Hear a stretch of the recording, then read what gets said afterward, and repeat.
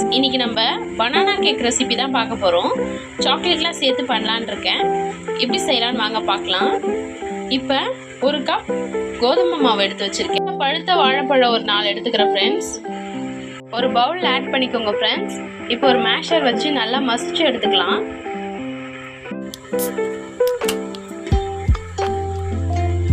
நல்லா இந்த மாதிரி மசிச்சு வச்சுக்கோங்க. 1 டீஸ்பூன் பேக்கிங் பவுடர் ஆட் பண்ணிக்கிறேன். 1 teaspoon baking soda, vanilla essence ஒரு மூடி, ஒரு முட்டை சேர்த்திருக்கேன். அது கூட ஒரு பிஞ்ச் ஆஃப் சால்ட் ஆட் பண்ணிக்கிறேன்.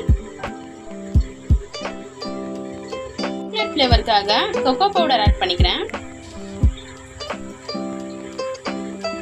பண்ணிக்கோங்க.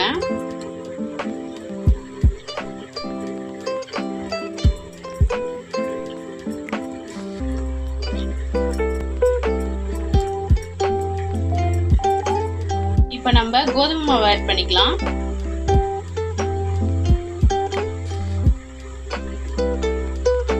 பண்ணிக்கோங்க.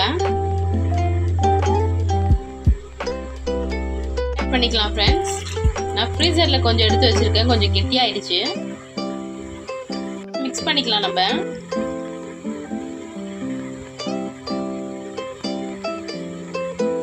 பவுடர் சுகர் ரெடி பண்ணி வச்சிருக்கேன் ஃப்ரெண்ட்ஸ்.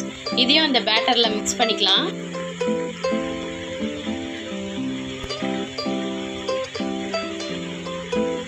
நல்லா கலந்து விட்டுக்கலாம்.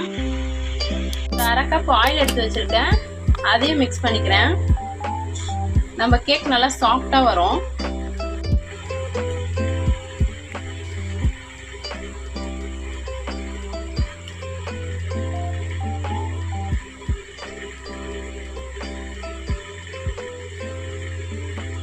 அதுலயும் நம்ம கொஞ்சம் சாக்லேட்ஸும் நட்ஸும் ஆட் பண்ணியிருக்கோம். ஒரு பாத்திரத்துல நான் ஆல்ரெடி ப்ரீ ஹீட் பண்ணி வச்சிருக்கேன். இப்போ நம்ம கேக் டின்னை அந்த பாத்திரத்துக்குள்ள வச்சிடலாம்.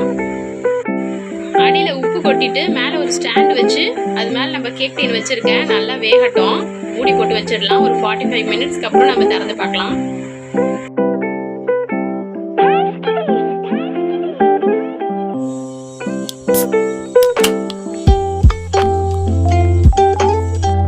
அவ்வளவுதான் ஃப்ரெண்ட்ஸ், சூப்பரான பனானா கேக் ரெடி பண்ணிட்டோம். நல்லா சாஃப்டா இருக்கும். உங்களுக்கு நல்லா ஸ்ட்ரக்சர் சூப்பரா இருக்கு. இதே மாதிரி செஞ்சு பாருங்க ஃப்ரெண்ட்ஸ். Thank you all.